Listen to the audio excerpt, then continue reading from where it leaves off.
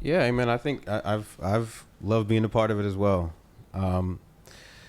You said that strengths and weaknesses are often two sides of the same coin. I feel like that's an interesting concept. Yeah, I think I believe that. It's something I've observed that we often think about people that have these strengths have these weaknesses, and my thought is that actually the strength is the weakness at times. So my being a decisive leader is a strength, but it's also weaknesses. I sometimes make decisions too quickly. You could probably break that down more, but I think it's a worthwhile thought experiment to think about how is this strength also a weakness? And you can do it with any strength. And there's obviously nuances to it. Because it's flipping around. Well, the strength and weakness are sort of, but it's all part of the same package. It's part of our humanity. That we don't have strengths and weaknesses. We have strengths and weaknesses that are all sort of the same thing, right? And you get me when I come, we get you when you come. And what you bring is always a mixed bag. What I bring is always a mixed bag. That's how it works. So what do you think about that? So I love talking about blind spots, and I feel like you see if you're looking straight and trying to see clear in one direction, just inevitably there's going to be blind spots of where you're not looking. None of us have 360 degree vision, and so I think that's I think that makes sense, and I think like hopefully that could be an encouragement for those that may find themselves weak in an area and discouraged with that, and be like, okay, well, I know I am weak in this area. What's the other side to this? What's the other side to this coin? Because sometimes, like you were saying, like sometimes your strengths will be the first thing you notice, but other times your weakness might be or your difficulty might be the first thing you notice, and then maybe having the curiosity to be like, okay, I am weak in this area, but does this mean I'm strong in this other area? Right. Well, and even, the Bible talks about, God works through our weaknesses. Amen. And so the weaknesses become strengths when we're walking with God, it's the weakness itself can be the strength, which means that the strength itself can be the weakness. So these things they're tied up a lot more than we realize. I like that. Talking about this reminds me of just the idea of how hard it is for us to understand reality. It's something we teach about in the system stuff all the time, that reality is very complex. We don't see it clearly, and there's a whole bunch of different ways we don't see it well. And so we're always operating on approximations and misinformation, and then we bring our own biases to the table. And so we're actually tilting that information in certain ways, and it's incomplete, but we're called to work in these spaces with incomplete information where we're bringing our biases. And so it means that we're always working on a model of reality that's not what the way things really are. It's our view of the way things are, but our view of the way things are is always an approximation, and it's always imperfect. So to me, that leads to learning and trying to take a humble view of ministry. Because we're never in the seat where we know what's going on, where we understand that person so well, we know the situation. We're always coming broken, incomplete, with our biases, and that's also another reason why we need diverse voices and relationships, because people will see different things, and together we'll be wiser and more effective than I will be by myself. But just recognizing that in ourselves is an important step. A more communal view of ministry, of like, in order for me to be most effective, I need to listen to other people. I need to humble myself. And not just say that, but really do that. I need to listen to you when you disagree with me, and take some time to understand, because, there's lots of examples of this, but sometimes the outlier is right. Even when it seems so obvious to everyone else that they're not. And taking the time to sort that out and process is just a really good discipline going forward. But it starts with recognizing that my view is imperfect, even my strengths or weaknesses. God works through my weaknesses. How do I cooperate with what God's doing in the situation? Well, let me take time to really make sure that I'm working well. Let's get other views. And anyway, it really calls for humility in an approach. You said that being stubborn is sometimes one of the most important qualities. When I think of stubbornness, I don't think of a good quality. But so what I mean by being stubborn is keep showing up. Okay. And the people that I've observed be most effective in the city, I've been here for, been doing this work for 37 years, are people that just keep showing up. And there'll be times when I make mistakes and you won't like what I'm doing. There'll be times I'm effective, but I'm going to keep showing up. And there's a suburban pastor that just kept showing up in the city. And eventually you get to like the guy and start working, and he finds ways to work well. If you keep showing up, you develop relationships. Yeah.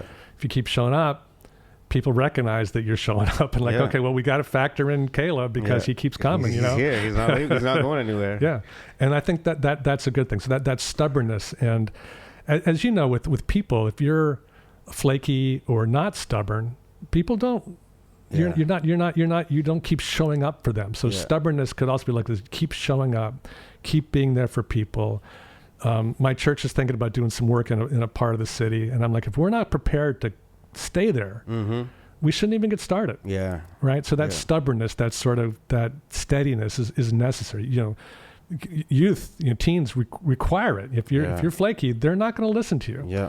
So but your stubbornness and showing up and being there for them, even if you don't know what to say or what to do, I think that stubbornness speaks really loudly and is an essential element. Yeah. Yeah. So in my mind, it's one of the key qualities of urban ministry. If I had to pick just a few, that stubbornness, that persistence in showing up, I think is critical to being effective over the long term. Yeah, I was talking about I think there's a lot of rhetoric or men's rhetoric. There's just like this idolizing discipline, and while discipline I think is good, it's like, well, I think to develop discipline just really takes consistency and being persistent, just doing something again and again and again, even if you're not that good at it, and continuing to show up. I think it brings me to one of the things that I've learned being at EGC, and just I feel like God has stirred up in me, is like that the relational investment that's not looking for a quick payoff.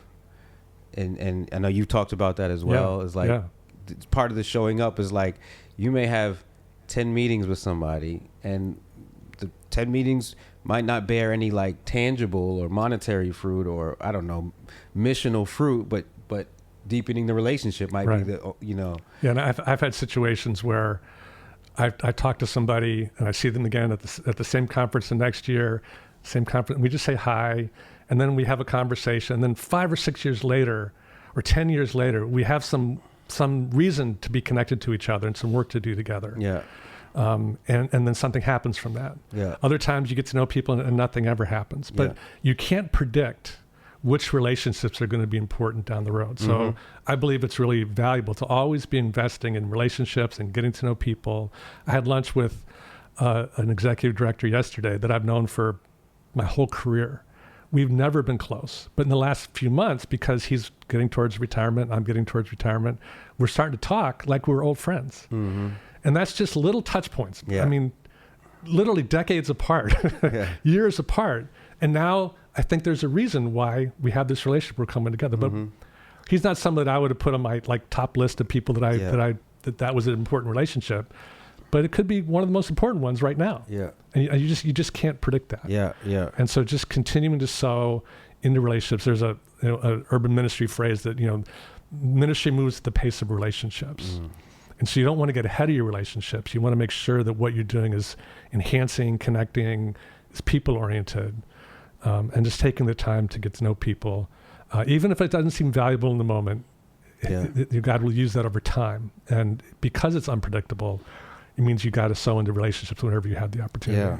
I remember, when I first met Jalen, who's a collaborator in music, and we've done a lot together.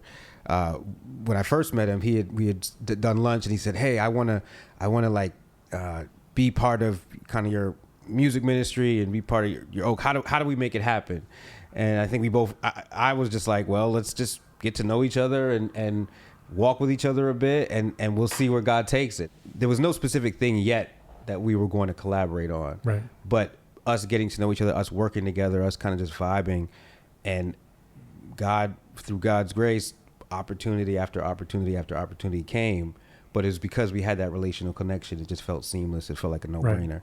And so just resonating with the fact of we invest in relationships as a kingdom culture, not as like I'm expecting to get this back. Right. And I bet you have other stories where you could say, somebody came to you and they wanted to connect and it didn't work. It didn't work. Yeah, it was fine. You know? And, so and that's fine too. Yeah. But you don't know at the beginning whether it's going to be a Jalen or this other ones, you know. Yeah. But when you get a Jalen out of it, there you go. But you got to do the work to kind of connect with folks. For sure. Yeah. You know, I think a lot of leaders or even organizations feel like there's always so much to do. There's always so much that could be done. There's always a million different issue areas. There's always, you know, but I think, you know, we've talked about how a key task or a function of a leader is like discerning where to put your energy. What do you think about that? I think you're right on. Oh, there you go. Not a whole lot more to say about that. I mean, when I talked to Stacy about her role as ED, she a big part of her job is discerning where EGC can put its energy. Again, there's this much to do. We talked about it earlier. There's this much you can do. And there's probably this much you can do well, you know? Yeah. And so what are those things and what's noise and what's important? And we often respond to the tyranny of the urgent and the things that are in our face, the fires that are in front of us. And sometimes leaders need to say, you know, that fire can burn a little bit longer. It's been burning for a while. I'm not going to worry about that. Yeah. But we got to put some time over here. Or we need to put some resource and energy and relationship into this part because that's a place of growth in the future. But you have to pick your focus, pick your battles, and I think that's really, in some ways, the main task of a leader. So whatever situation that you're in, wherever you're called to lead, deciding where your energy goes is a big part of that. So for Stacy, it's sort of the broad strokes of what the center is going to be doing and how we're going to do it. For this podcast, it's, you know, there's an infinite number of things you could do in a podcast. For sure. So you're picking certain things to focus on, and that's your leadership and discernment trying to figure out where that is. So it happens at all different, we all do it at all different levels, you know? I think that's, but for me, it's a good thought that it's my job as a leader to make these decisions to not unilaterally, but to discern where we're headed and to have a process to create shared vision around that with others to make it a thing. I think that's a very important aspect of leadership. Yeah, I love it. So, for you said it a little bit earlier, but like, if you had a few words to just say to the boomer or to the more mature, the seasoned leader right now, what would you say to them? And then if you had some words to say to the younger or young-ish leader, what would you say? Huh. That's interesting. You know, it's hard to do it like generically on categories like that. Yeah. I think I would say different things to different boomers. Yeah. But in general, I'm grateful for the leadership that boomers have brought. There's so many older leaders in our city that have done such a good job for such a long time.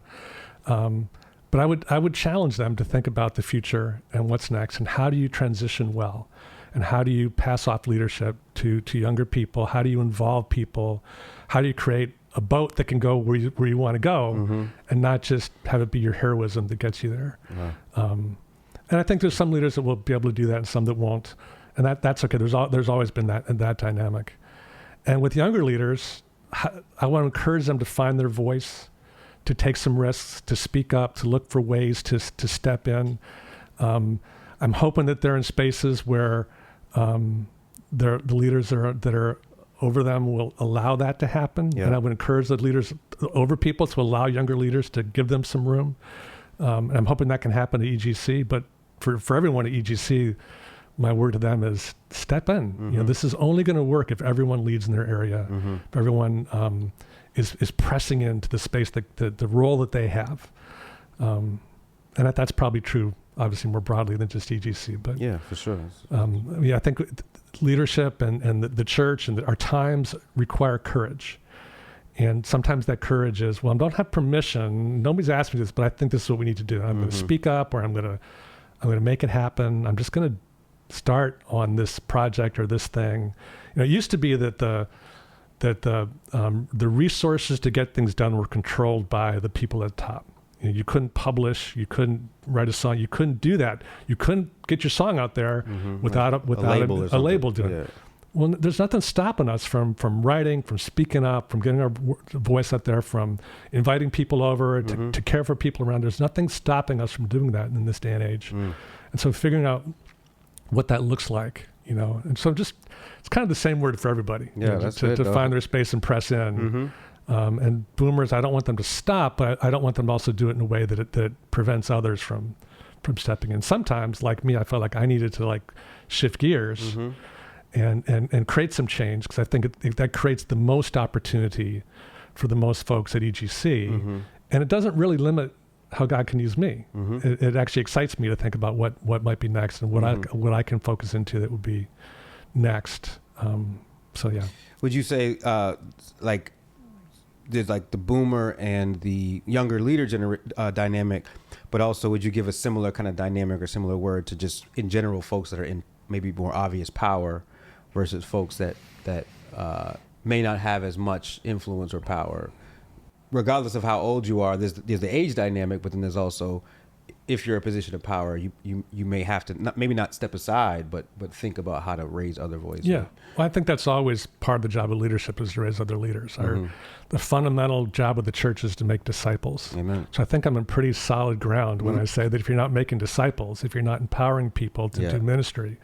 Jesus had a 3-year ministry in public. He spent most of that time in like training and empowering and teaching people, so that when he left, there'd be something happening. Yeah. And so that whole discipleship emphasis is critical for the church. So as I think about it, that's the same thing as leaders empowering other leaders, right? Yeah. And so I think every leader has to be thinking about that in the Christian, kingdom context. Yeah. Well, in terms of that example, I just wanted to acknowledge that you've been a leader that's really invested in me and given me room to grow, and I really appreciate that. I really appreciate all I've learned from your tenure here, and I look forward to what's to come. And so I just want to thank you, and I'm excited and grateful for our ability to collaborate with one another. Is there anything else you'd like to say to the people? Well, in terms of that, it's been fun for me too. Amen. Because I get relationships, and I love the folks that I work with at AGC, on staff, our partners, and it's a fun game to be in, to sort of understand people's gifts and to try to help them find space and move and grow. And it's fun when you see it happening with you and with others. So it's been a great thing, and I hope to stay in that mode. I hope to stay connected to people as that happens. But it's been good. Well, from my view, this has been a beautiful conversation. I hope y'all have been inspired, motivated, challenged, learned from it. But once again, thank you for stopping by your old stopping ground. Thank you, Caleb. It's been great. Yeah.